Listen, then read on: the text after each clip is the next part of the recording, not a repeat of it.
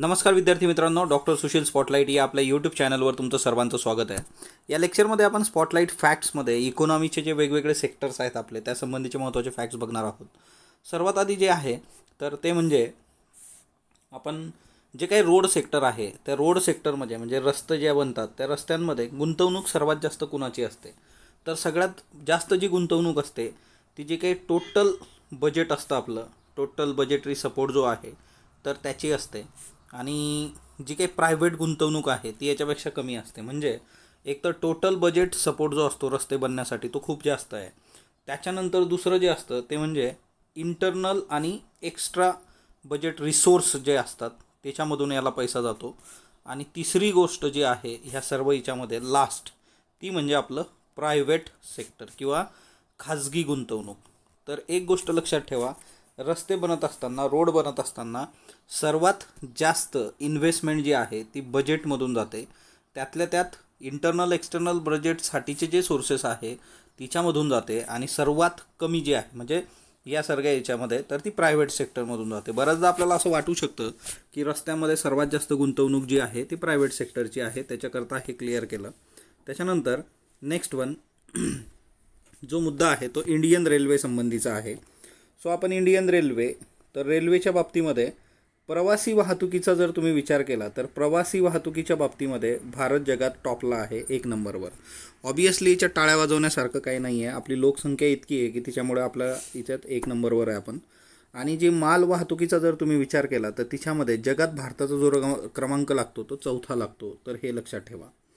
त्याच्यानंतर जर जलवाहतुकीचा विचार आपण केला तर जलवाहतुकीच्या बाबतीमध्ये जलवाहतूक जी आहे तर तिच्यामध्ये भारताच्या बाबतीमध्ये जो काही सगळा व्यापार आपला आहे त्या व्यापाराचा एकंदर वॉल्यूम जर तुम्ही बघितला तर त्या वॉल्यूमचा विचार करता 95% व्यापार जो आहे आपला तो जलमार्गाने होतो।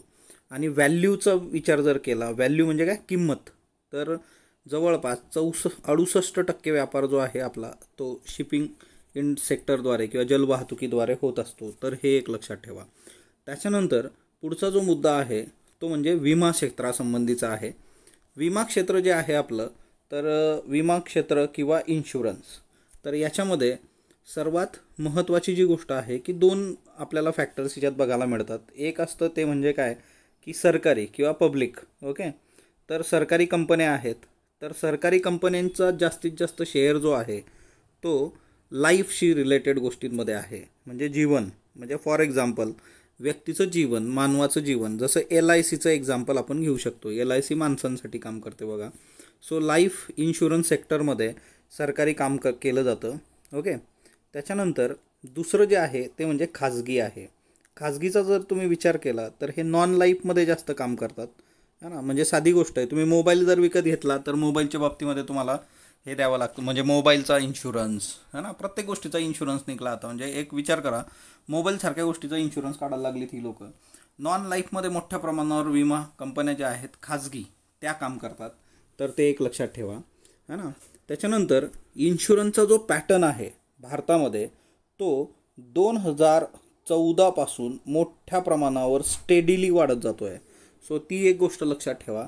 इन केस ऑफ इन्शुरन्स जो आहे 2014 पासून त्याच्यामध्ये सलग ग्रोथ दिसते, म्हणजे सरळ ग्रोथ होते सिन्स 2014। असे स्टेटमेंट आपल्याला विचारले जातात की स्टेडी ग्रोथ होते आहे का, तर यस स्टेडी ग्रोथ होते आहे विमा क्षेत्रामध्ये। 2014 पासून स्टेडी ग्रोथ आपल्याला दिसते, तर हे एक महत्त्वाचं क्षेत्र होतं आपल्यासाठी। त्याच्यानंतर पुढचं जे आपलं आहे ते म्हणजे भारतामध्ये क्रूड ऑइलचं जे प्रोडक्शन होतं। आता क्रूड ऑइल प्रोडक्शन काय की कच्चं तेल जे काय आहे आपलं क्रूड तेल किंवा क्रूड ऑइल प्रोडक्शन। आता ह्या क्रूड ऑइल प्रोडक्शनचा जो विचार आहे या क्रूड ऑइल प्रोडक्शनमध्ये ऑनशोअर प्रोडक्शन भारतामध्ये जास्त आहे, तर हे एक लक्षात ठेवायचं। ऑनशोअर प्रोडक्शन जे आहे ते ऑफशोअर प्रोडक्शनपेक्षा जास्त आहे। आता बघा ऑनशोअर प्रोडक्शन काय असतं, ऑनशोअर प्रोडक्शन म्हणजे काय की किनारी भागामधला जो काही आहे सगळं तर ते, आणि ऑफशोअर जो काही आहे की ते जमिनीच्या भागामधलं, तर ती एक महत्त्वाची गोष्ट लक्षात ठेवा तेलाच्या बाबतीमध्ये की ऑनशोअर प्रोडक्शन जे आहे तेलाचं ते जास्त आहे भारताच्या बाबतीत। पुढचं जे क्षेत्र आहे आपलं ते जे आहे तर ते टेलिकॉम क्षेत्र आहे। तर टेलिकॉम क्षेत्र तर आता टेलिकॉमने तर खूप बरीच प्रगती केलेली आहे, त्याच्यात जिओनी तर कुठंच्या कुठं नेऊन ठेवलं आहे ते सगळं. आता ह्या टेलिकॉमच्या याच्यात जर तुम्ही विचार केलं तर वायरलेस जे आहे ते जवळपास वायरलेस 98% गेलेलं आहे, हा ना. म्हणजे तुम्ही जर विचार केला वायरलेस काय, मोबाईल आपलं, आणि वायरलेस आणि दुसरं काय लँडलाईन आहे. लँडलाईनच्या बाबतीमध्ये गोष्टी तितक्याशा आता हे राहिल्या नाही 2% पण वायरलेस जवळपास 98% दुसरी महत्त्वाची गोष्ट की आजच्या डेटमध्ये भारत हा मंथली डेटा कन्झम्पशनमध्ये ग्लोबल लीडर आहे. कारण आपल्या इथं कसं आहे की प्रत्येकाला 2 GB दिवसाचं आहे, ते संपल्याशिवाय ते झोपत नसतं. त्याच्यामुळे तो एक महत्त्वाचा मुद्दा आहे. भारतामध्ये टेली डेन्सिटी जी आहे, म्हणजे याची जी घनता आहे सगळी मोबाईल आणि सगळ्या लँडलाईन, टेलिफोनची डेन्सिटी, ती ओव्हरऑल डेन्सिटी जी आहे ती 90% आहे. ओके, तर हा एक महत्त्वाचा आस्पेक्ट आहे बघा, टेली डेन्सिटी. ओके, तर हा जे आहे टेली डेन्सिटी, तर ती जी आहे ती नियर अबाउट 90% एवढी आहे. टेली डेन्सिटीच्या बाबतीमध्ये जर तुम्ही विचार केला तर तिच्यात महत्त्वाचा मुद्दा असा आहे की जर तुम्ही रूरल इंडियाची बघितली, म्हणजे या 90%चं जर आपल्याला बायफार्गेशन करायचं झालं तर या 90%मध्ये जी टेली डेन्सिटी आहे, म्हणजे फॉर एक्झाम्पल रूरल एरियाची, ग्रामीण भाग जो आहे त्या ग्रामीण भागामध्ये किती डेन्सिटी आहे, घनता जी आहे टेलिफोनच्या बाबतीमध्ये ती 57.35% आहे. आणि शहरी भागात जी आहे अर्बन एरियामध्ये तर ती जवळपास 100%पेक्षा जास्त आहे, 160.71% ते जातं. आणि टोटल ओव्हरऑल जर जे आहे ते 90% आपल्याकडं आहे. त्याच्यानंतर पुढचं जे क्षेत्र आहे आपलं तर ते आहे टुरिझम क्षेत्र, है ना. ते पर्यटन आणि सगळ्या गोष्टी आहे. तर आंतरराष्ट्रीय इंटरनॅशनल टुरिझमचा जर विचार केला तुम्ही, tourism centre, international tourism centre, या सगळ्या याच्यामध्ये तर 2018मध्ये भारतामध्ये किती टुरिस्ट आले होते, तर आंतरराष्ट्रीय जवळपास 2018मध्ये 1.24% जे काही आहे जगभरातले ते तिच्यात 1.24% भारताचा जो क्रमांक आंतरराष्ट्रीय स्तरावर लागतो इंटरनॅशनल टुरिझममध्ये तो 22वा क्रमांक लागतो. बरोबर.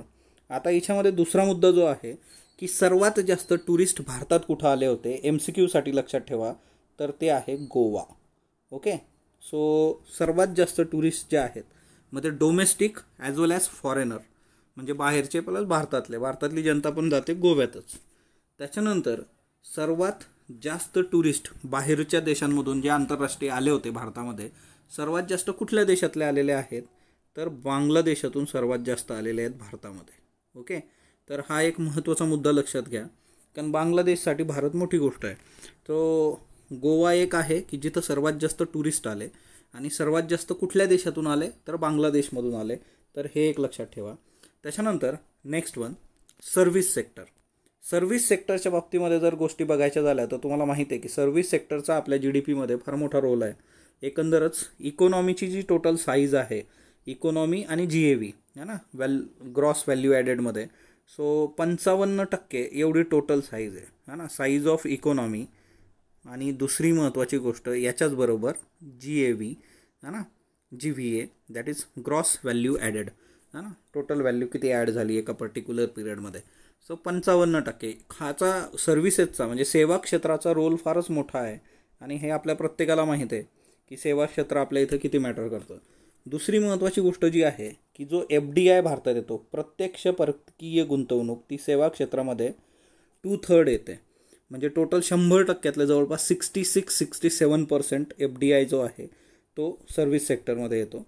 दुसरी महत्त्वाची गोष्ट जी आहे की टोटल एक्सपोर्ट, निर्यात जी आहे, तर त्या निर्यातीमध्ये जवळपास 38% जी निर्यात आहे ती सेवा क्षेत्राशी संबंधित आहे.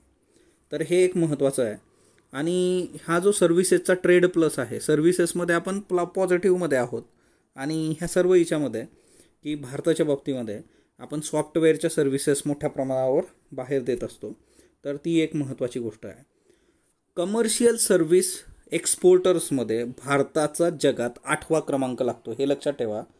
कमर्शियल सर्व्हिस जी काय आहे, कमर्शियल सर्व्हिस प्रोव्हायडर्स, कमर्शियल लेवलला सर्व्हिस प्रोव्हाइड करण्यामध्ये जगात भारत जो आहे तो 8व्या क्रमांकावर आहे. आणि दुसरी महत्त्वाची गोष्ट जी आहे की याच्यात पहिल्या क्रमांकाला कोण आहे, तर USA आहे, अमेरिका आहे, ते एक लक्षात ठेवा. तर हे एक आपल्यासाठी महत्त्वाचं होतं. याच्यानंतर पुढचं जे क्षेत्र आहे आपलं तर ते आहे स्पेस.